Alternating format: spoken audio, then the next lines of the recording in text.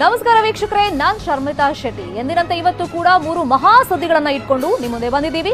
ನಶೆ ಮಣಿಯರ ಆಸ್ಪತ್ರೆ ಗಲಾಟೆ, ಟೆಸ್ಟ್ ವೇಳೆ ಮಾಡಿಕೊಂಡ ರಂಪಾಟ, ಡ್ರಗ್ಸ್ ಕೇಸ್ನಲ್ಲಿ ಶಾಸಕ ಜಮೀರ್ ಬಂದಿದ್ದು, ಹಾಗೇನೆ ರಿಯಾ ಚಕ್ರವರ್ತಿಗೆ ಇನ್ನೂ ಜೈಲೂಟವೇ ಗತಿ. ಹೀಗೆ ದಿನದ ಪ್ರಮುಖ 3 ಡ್ರಗ್ಸ್ ನ್ಯೂಸ್ಗಳು ನಿಮ್ಗಾಗಿ.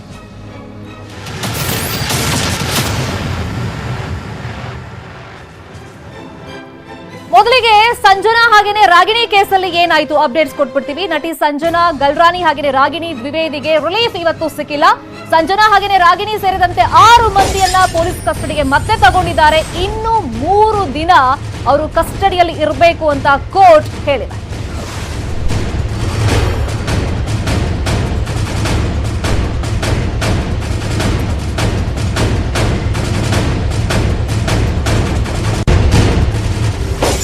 ಕೇವಲ ರಾಗಿಣಿ ಸಂಜನಾ ಮಾತ್ರ ಅಲ್ಲ, ಅವ್ರ ಜೊತೆಯಲ್ಲಿ ರವಿಶಂಕರ್, ರಾಹುಲ್, ಲೂಮ್, ಪ್ರಶಾಂತ್ ರಾಂಕ ಪೊಲೀಸ್ ಕಸ್ಟಡಿಗೆ ಹೋಗಿದ್ದಾರೆ. ಮತ್ತೆ ಕಸ್ಟಡಿ ಅವಧಿ ವಿಸ್ತರಣೆ ಹಿನ್ನೆಲೆಯಲ್ಲಿ ನಟಿಯರಿಗೆ ಇವತ್ತು ಭಾರಿ ನಿರಾಸೆ ಆಗಿದೆ. ಯಾಕಂದ್ರೆ ಇವತ್ತು ಒಂದ್ ಕಡೆ ರಾಗಿಣಿ ಅಂದ್ಕೊಂಡಿದ್ರು ತನಗೆ ಬೇಲ್ ಸಿಕ್ಬಿಡುತ್ತೇನೋ ಅಂತ, ಬಟ್ ಆ ವಿಚಾರಣೆ ಸೋಮವಾರಕ್ಕೆ ಮುಂದೂಡಿಕೆ ಆಗಿದೆ. ಇನ್ನೊಂದ್ ಕಡೆ ಇವತ್ತು ಅವರ ಕಸ್ಟಡಿ ಅಂತ್ಯವಾದಂತ ಹಿನ್ನೆಲೆಯಲ್ಲಿ ಮತ್ತೆ ನ್ಯಾಯಾಧೀಶರ ಮುಂದೆ ವಿಡಿಯೋ ಕಾನ್ಫರೆನ್ಸ್ ಮುಖಾಂತರ ಅವರನ್ನ ಹಾಜರುಪಡಿಸಿದ್ರು.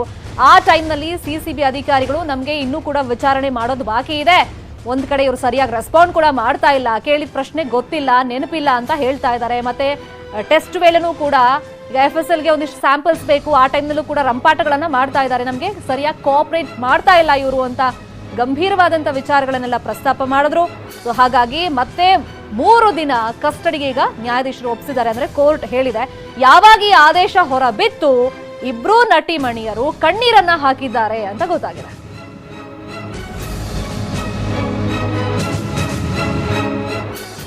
ಅಫ್ಕೋರ್ಸ್ ಇಬ್ಬರಿಗೂ ಕೂಡ ಭಾರಿ ನಿರಾಸೆ ಆಗಿದೆ. ಇವತ್ತು ನ್ಯಾಯಾಂಗ ಬಂಧನದ ನಿರೀಕ್ಷೆಯಲ್ಲಿ ಒಂಥರ ನಟಿಯರೀಗ ಇದ್ದಾರೆ. ಕಸ್ಟಡಿಗಿಂತ ನ್ಯಾಯಾಂಗ ಬಂಧನ ನಮಗೆ ವಾಸಿ ಅಂತ ಅಂದ್ಕೊಂಡಿದ್ದವರಿಗೆ ಈಗ ಶಾಕ್ ಎದುರಾಗಿದೆ. ಕಸ್ಟಡಿಯಲ್ಲಿದ್ರೆ ವಿಚಾರಣೆ ಮೇಲೆ ವಿಚಾರಣೆ ಮಾಡ್ತಾರೆ, ಒಂದಿಷ್ಟು ಪ್ರಶ್ನೆಗಳನ್ನ ಕೇಳ್ತಾರೆ, ನಮ್ಮೊಂದು ಕೇಸಲ್ಲಿ ತಗಲಾಕ್ಬಿಡ್ತಾರೆ ಅಂತ ಒಂಥರ ಭಯ ಆವರಿಸ್ಬಿಟ್ಟಿದೆ ಅವರಿಗೆ.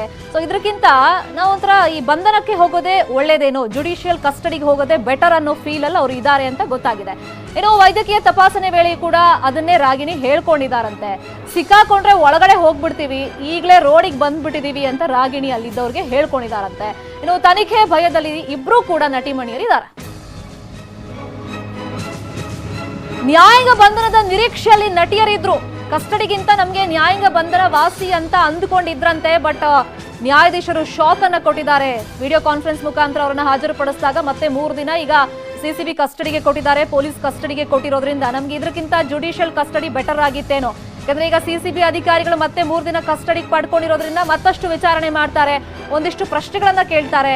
ಆ ಲಿಂಕ್ಗಳು ಏನೇನು, ನಿಮ್ಗೂ ಈ ಪೆಡ್ಲರ್ಗಳಿಗೂ ಸಂಬಂಧ ಇದೆಯಾ ಅಂತೆಲ್ಲ ಪ್ರಶ್ನೆ ಕೇಳ್ತಾರೆ. ಇದಕ್ಕಿಂತ ಜುಡಿಷಿಯಲ್ ಕಸ್ಟಡಿ ಬೆಟರ್ ಅಂತ ಹೇಳ್ಕೊಂಡಿದ್ದಾರೆ.